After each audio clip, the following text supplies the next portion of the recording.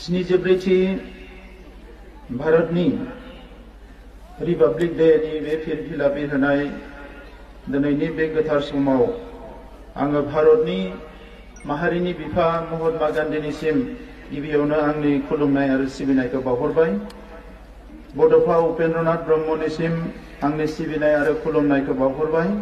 लोगोसे भारत हादरनि उदांस्रिनि समाव जाय बिथांमोना मुंख्लं जालांबाय बे मुंख्लंफोरनिसिम आङो गोसो गोरबोनि सिबिनायखौ बावहरबाय। माहारिनि जौगानायनि थाखाय माहारिनि रैखाथिनि थाखाय बर' माहारिनि जिखिनि मुंख्लंफोर दङ बिथांमोननिसिमबो आङो दिनैनि बे गोथार समाव आंनि खुलुमनाय आरो सिबिनायखौ बावहरबाय। दिनैनि हाबाफारियाव बाहागो लानो हानाय बिटिसिनि मानगोनां स्पिकार कातिराम बर' बिथां, बिटिसिनि इएम रेवरेवा नार्जारी बिथां, जोंनि क'क्राझार इस्ट समष्टिनि एमएलए लरेन्स इस्लारि बिथां, एमसिएलए माधव सेत्री बिथां, बड'लेण्ड इउनिभार्सिटिनि vice chancellor professor Laisan Laddu Singh बिथां, principal secretary BTC Anurag Goyal बिथां, आईजीपी बिटिसिनि सत्यजित हाजरिका बिथां, दिनैनि बे हाबाफारियाव बाहागो लानाय जोंनि क'क्राझारनि डिपुटि कमिशनार बर्नाली डेका बिथां, जोंनि एसपि पुष्पा राज बिथां, दिनैनि हाबाफारियाव बाहागो लानो हानाय बड'लेण्डनि चिफनि पलिटिकेल एडभाइजार डक्टर बेल्लाव केकारजी बिथांजों लोगोसे दिनैनि हाबाफारियाव बाहागो लानो हानाय मावख'गिरिफोर, समाजनि गुबुन गुबुन थाखोनि मानगोनां दैदेनगिरिफोर,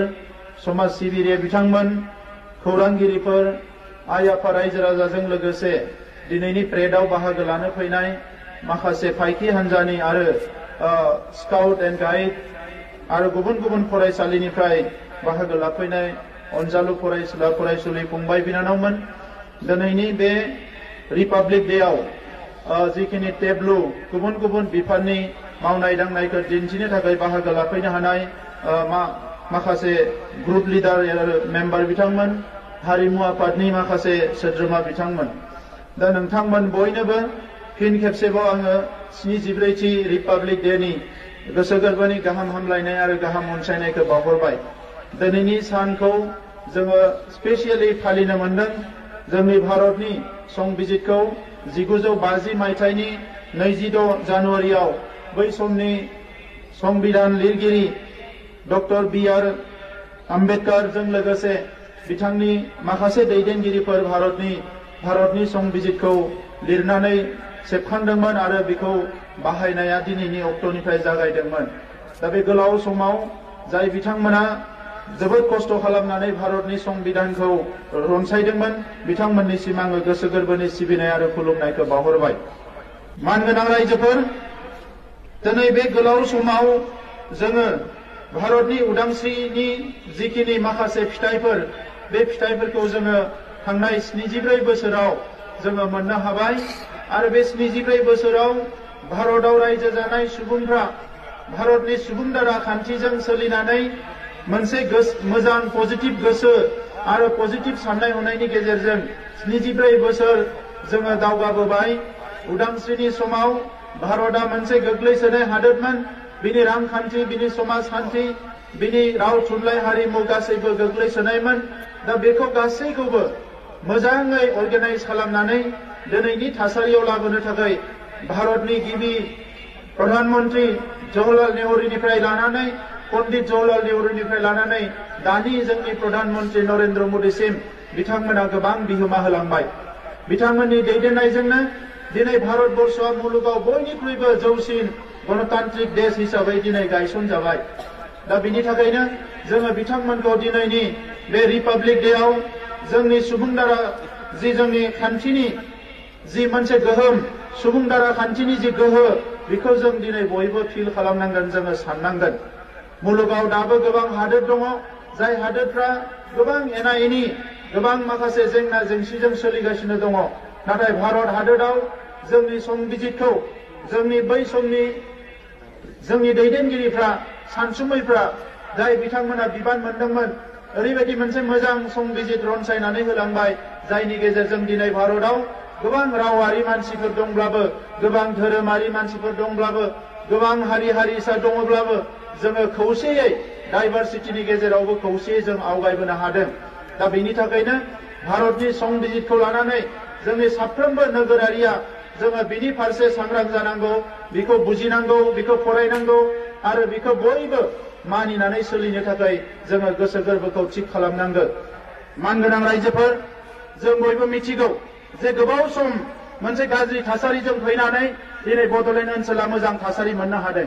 बे मोजां थासारिखौ अराय सम लाखिनो हायोब्लासो रांखान्थि जौगानाय, समाजखान्थि जौगानाय, गुबुन गुबुन बिथिंफोरनि जौगानायखौ खामानिखौ जों गोख्रैयैनो मावनो हागोन।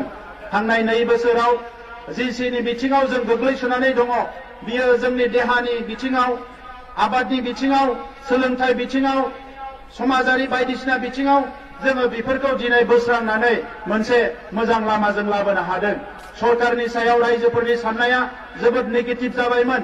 बे सरकारनि फारसे रायजोफोरनि साननायखौ पजिटिभ खालामनो थाखाय दाजाबथायारि खामानि माखासे लानाय जादों। मानगोनां रायजोफोर, सरकारा गोख्रों खामानि मावनो नांगौब्ला सरकारजों लोगोसे रायजो राजाफोरनि मददआ अराय थानांगोन। रायजो राजाफ्राबो नोजोर होनांगोन। सरकारनि फारसेनिफ्राय फोरोंगिरिफोरा स्कुलाव थांनांगोन, अफिसारफोरा डिउटि खालामनांगोन। बे गासैखौबो जोंनिफ्राय बुंबाय थानाय जायो। बिनि उनावबो एखम्बा सोरबा जुदि डिउटि खालामाब्ला, मोजां अफिस आदालतआ सोलियाबा रायजोफ्राबो गोख्रों नोजोर होनो थाखाय आं रायजो राजाखौ खावलायदों। बड'लेण्ड ओनसोला गोबां बिथिङाव जौगानो हायो। आबादनि बिथिङाव, रांखान्थिनि बिथिङाव जौगानो थाखाय आइजोफ्रा, आबादारिफ्रा जोंहा गोबां खामानि मावनो हायो। दा बेफोर बिथिंखौ नोजोर होनानै जोङो माखासे बिथांखिफोरखौ लानाय जादों। जे बिथांखिफोरखौ जोङो मोगथाङाव महर होनो थांगासिनो दङ। बड'लेण्ड सोमावसारनाया दिनै 3 गोरोबथानि उनाव जोङो मोनसे गोदान महर मोनबाय। जों बयबो हास्थायदोंमोन जे बड'लेण्डनि सिमाया अरनांगोन आरो दिनै आसामनि चिफ मिनिस्टार बिथाङा बड'लेण्डनि सिमाखौ सानजा फारसे अरहोनायनि थाखाय माखासे डिक्लारेसन होनो थांगासिनो दङ।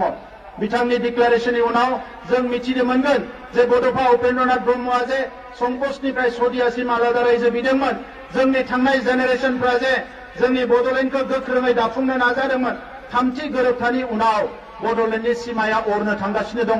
बेयो जोंनि थाखाय जोबोद पजिटिभ बाथ्रा। जायफोरा फरेस्ट ओनसोलाव रायजो जादोंमोन बिथांमोनाबो दिनै हानि मोन्थायखौ मोनगासिनो दङ। बेयो बड'लेण्डआवनो जाथों, बड'लेण्डनि बाहेरायावनो जाथों।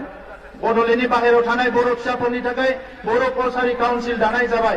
बे बर' कसारि काउन्सिला गोख्रोङै हाबा मावनानै बड'लेण्डनि बाहेरायाव थानाय बर' फिसाफोरनि रांखान्थि, राजखान्थि, राव हारिमु गासैबो बिथिंखौ जौगाहोनायनि थाखाय हाबा मावगोन, आं बेखौ फोथायो। दिनैनि समाव बर'नि धोरोमारि आफाद, फरायसा आफाद, थुनलाइ आफाद, आइजो आफाद, आबादारि आफाद, जेसेबां आफाद दङ खौसेयै हारि जौगानायनि खामानि मावनो थाखाय आङो बयखौबो खावलायदों।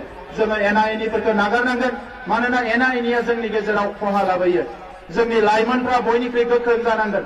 साफा सानै लाइमोना सिलाइ लानानै दिनै बायदिसिना खोथा बुंनानै हारिनि थासारिखौ गाज्रि खालामनो सानो।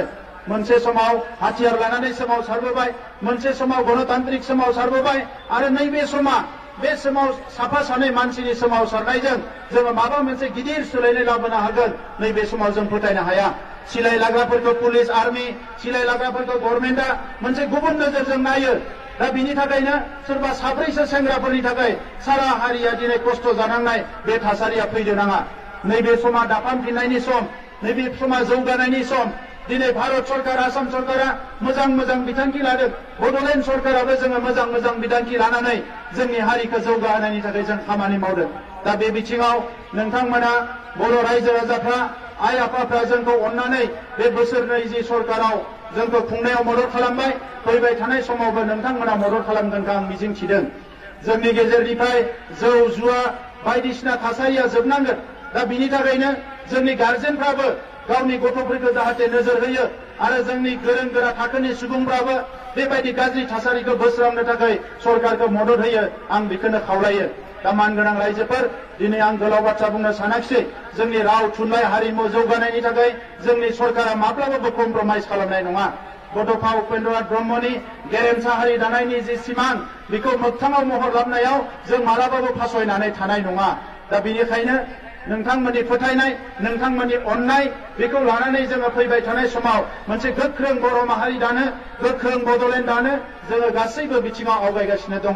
दिनै बे 74थि जोंनि जि रिपाब्लिक डे सेलिब्रेशन बेवहाय नोंथांमोन बयनोबो गोसो गोरबोनिफ्राय सिबिनाय खुलुमनायखौ बावहरबाय पुনৰ মই সকলোলৈ আজি মোৰ আন্তৰিক অভিনন্দন জ্ঞাপন কৰিছো যে আহক আমি সকলোৱে মিলি এটা শক্তিশালী ভাৰত গঢ়ো শক্তিশালী অসম গঢ়ো আৰু শক্তিশালী বড়োলেণ্ড এটা গঢ়ো যাহাতে আহি থকা প্ৰজন্ম আৰু বৰ্তমান প্ৰজন্মই আমাৰ বিশ্বৰ লগত খোজ মিলাই আগবাঢ়ি যাব পাৰে এইখিনি কথাই কৈ মোৰ বক্তব্য সামৰিছো জয় হিন্দ জয় বড়োলেণ্ড जोबोद जोबोद साबायखर थाबाय जोंनि गाहाय आलासि बिथांनिसिम